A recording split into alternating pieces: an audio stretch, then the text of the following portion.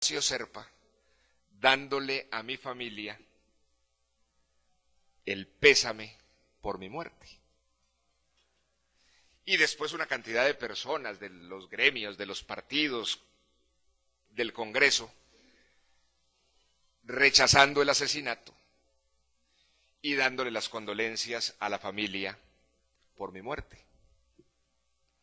Yo dije, claro, hoy fue la más dura porque hoy es la última. Dije, se viene el fusilamiento. Como a los 10 minutos, el jefe de esa unidad de guardia me dice, camine que nos vamos. Le dije, ¿nos vamos para dónde? Ya van a ser las 7 de la noche, esto está oscuro, por aquí no hay dónde caminar. A usted ya le llegó, fue la orden de fusilarme. Me dijo, créame que no. Le dije, sí llegó la orden de fusilarme, solamente le pido una cosa, no me vaya a matar por la espalda. Es decir, morir en medio de la cobardía es absurdo. Si me va a fusilar, fusíleme de frente y déjeme, yo le doy la orden. Me dijo, no, créame que no tengo la orden de fusilarlo, sino de trasladarlo. De allí salimos y llegamos a un pie de carretera. Me sentaron en una piedra hasta que escuché que llegaban unos carros. Me montaron vendado, amarrado, y nos fuimos. Al cabo de media hora llegamos exactamente a la casa donde habíamos tenido la discusión con Castaño. Ahí nos vimos, me quitó la venda, nos sentamos en la sala. Me dijo, ¿ha oído noticias? Le dije, sí, he oído noticias. Me dijo, pero todavía no es cierto. Le dije, evidentemente todavía no es cierto. ¿Qué va a pasar? Me dijo, ¿se toma un whisky, Carlos? Le dije, no, yo no tomo whisky amarrado. Me dijo, no, quítenle las esposas y conversemos un rato. Le dije, ¿qué va a pasar? Me dijo que mañana comenzamos un consejo verbal de guerra del Estado Mayor de las Autodefensas contra usted, y lo más posible es que lo declaremos objetivo militar y lo fusilemos. Le dije, bueno, entonces no hablemos más de ese tema porque ¿qué sentido tiene? Y comenzamos a hablar de otras cosas, de la vida, de la guerra, de nuestras experiencias mutuas en la realidad de la violencia de este país. Escuchamos música, intercambiamos opiniones sobre literatura, hablamos de política, en fin, se convirtió en una charla donde había una característica divertida y era que en nada estábamos de acuerdo. Es decir, había una enorme cordialidad, pero en todo estábamos en contra. Hasta que como a las 2 de la mañana me dice, Carlos, si lo libero, ¿qué pasa? Pero así me cambió el tema. Le dije, a ver, yo ya no vuelvo a la violencia, no vuelvo al monte. Tengo una orden de captura de la Corte Suprema de Justicia, tendría que irme para Bogotá y me voy para la cárcel. Me dijo, lo suelto. Me dijo, lo suelto, pero tenemos un problema, son las 2 de la mañana. Si a las 5 de la mañana no se ha ido de aquí, no lo puedo soltar porque tengo una gran presión de las autodefensas y hay mucha gente que quiere fusilarlo. O sea que si no lo recogen a las 5 de la mañana, usted está muerto. Inmediatamente tomamos los teléfonos satelitales que teníamos ahí y llamamos a José Fernando Castro, que era en ese momento el defensor del pueblo. Al primer repique contestó. Y dijo, estaba esperando la llamada, porque Carlos, entre otras cosas, esa noche recién estábamos viendo el velorio por televisión en la casa de mis padres, cuando Carlos llama a RCN y dice, no, aún no lo he fusilado, viene un consejo de guerra. Y estábamos nosotros, estaba Carlos dando la noticia por teléfono y nosotros viendo el grito de alegría por teléfono en el velorio de la casa de mis papás. El hecho es que contesta José Fernando y dice, bueno, de inmediato estaba pendiente, llamemos a María Milena Andrade que es la defensora del pueblo de Córdoba. Llamamos a María Milena, efectivamente contestó y dijo, yo salgo corriendo a las 5 de la mañana. Estaba a orillas del río Sinú, en el nido de Paramillo, recogiendo. Ahí nos despedimos con Carlos, en un acto que yo creo que fue muy importante porque nos despedimos con un abrazo. Me dijo, Carlos, discúlpeme. Le dije, Carlos, me voy sin ningún rencor en el corazón. No se preocupe. Y le dijo a María Milena Andrade, le dijo, mire, es la única persona que de verdad he intentado matar y no he podido. Dijo, no fui capaz de matarlo. Entre otras cosas me había contado,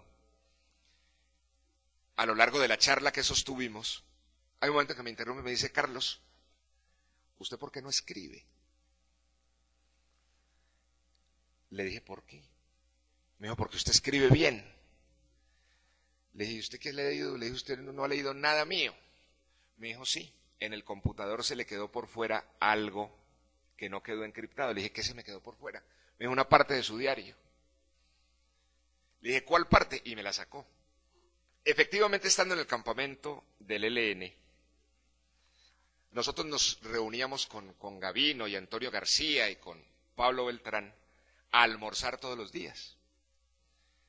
Y compartíamos en el almuerzo el noticiero de televisión. Un día nos sentamos y había una alerta de esas de los noticieros, anunciando, comunicando el secuestro de unas niñas de colegio en Cali. Unas niñas de bachillerato que habían parado un bus del colegio y las habían secuestrado. Ese secuestro se lo adjudicaban al ELN.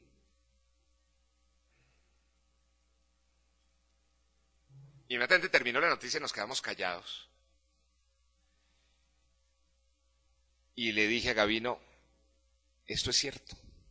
Me dijo, no sé. Le dije, averigüe, porque si eso es cierto, yo salgo del campamento mañana mismo.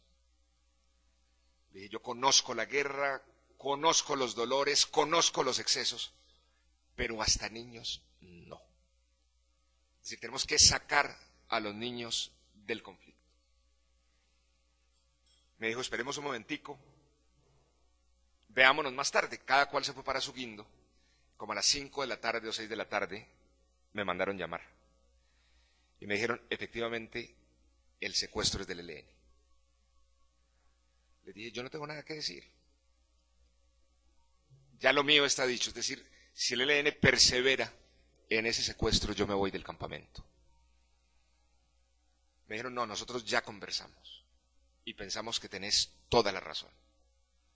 Es decir, los niños no pueden ser víctimas y menos de un secuestro y de un movimiento que se dice revolucionario. Y tomaron la decisión, me dicen, molestando, dice, solamente tenemos un requisito para liberar a esas niñas, y es que redactes el comunicado que va a firmar la comandancia del ELN para liberar a esas niñas sin ningún tipo de contraprestación. Yo feliz me fui, escribí el comunicado y efectivamente las niñas fueron liberadas al otro día. Pero obviamente en el diario yo había escrito de la felicidad de haber podido participar en eso. Y en medio de la guerra y de la política, que son experiencias tan concretas pero tan abstractas y tan absurdas a veces, un hecho concreto de una libertad y la salvación de unas niñas, la calma de unas familias, me llenaba en ese monte de alegría, y eso quedó plasmado en el registro de ese diario, que por cosas de Dios se habían quedado por fuera de la encriptación y Carlos las había leído. Y sobre la lectura de esa fecha del diario, Carlos construye una idea sobre mí que le impide matarme. Cuando nos despedimos y nos subimos en el carro con la defensora del pueblo, me dice: doctor Lucio, esto es un milagro. Le dije: ¿por qué? Me dice: imagínense que yo soy defensora del pueblo desde hace 4 años. Imagínense usted lo que es ser defensora del pueblo y manejar el tema de derechos humanos en Córdoba. Dijo: a los pocos meses de haber iniciado este trabajo, mi marido me dijo: María Milene, o el trabajo o el matrimonio. O la única forma de sostener esta familia es que usted a las 8 de la noche se desconecta de los teléfonos y volvemos a prenderlos a las 7 de la mañana. Dice: eso lo hicimos desde ese día. Han pasado 4 años. Y la primera vez que prendemos los teléfonos de la casa fue hoy. Y los prendimos porque mi papá está en el hospital y estábamos esperando alguna razón por alguna emergencia del hospital. Dice: es la primera vez. Y los teléfonos los teníamos afuera y los escuchamos. Si no hubiera sido así, yo no hubiera podido venir a recogerte. Ahí aprendí una primera lección. Y es que la característica primera de los milagros es la perfección. Es decir, para que sea milagro tiene que ser perfecto. Que se hubiera quedado por fuera de la encriptación exactamente ese registro del diario. Que María Milene hubiera conectado ese teléfono en 4 años por primera vez de noche. Que el Señor hubiera puesto un freno a un corazón como el de Carlos, que para matar no era muy dubitativo. Que hubiéramos podido superar ese consejo verbal de guerra. Que el defensor del pueblo estuviera en su casa esperando la llamada. Tantas cosas que son la perfección con que solamente Dios obra. No hay ser humano capaz de diseñar y tejer la perfección de los milagros. De tantas cosas tan desconectadas que se conjugan y coinciden para hacer la verdad de un milagro. Llegué a Bogotá y a la cárcel. Y en esa cárcel, ya con el apoyo de Vivian, de algunos pastores y estudiando la palabra, comenzando mi vida de cristiano,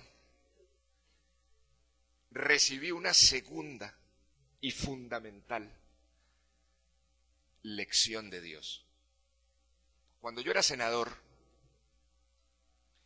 tal vez entre otras cosas por haber venido de la experiencia de la guerra, pues obviamente manejaba una seguridad particularmente fuerte y activa. Y yo decía, en medio de mi vanidad, hay 2 capítulos de la vida de Colombia que yo ya no voy a vivir. Yo ni soy secuestrable ni soy apresable.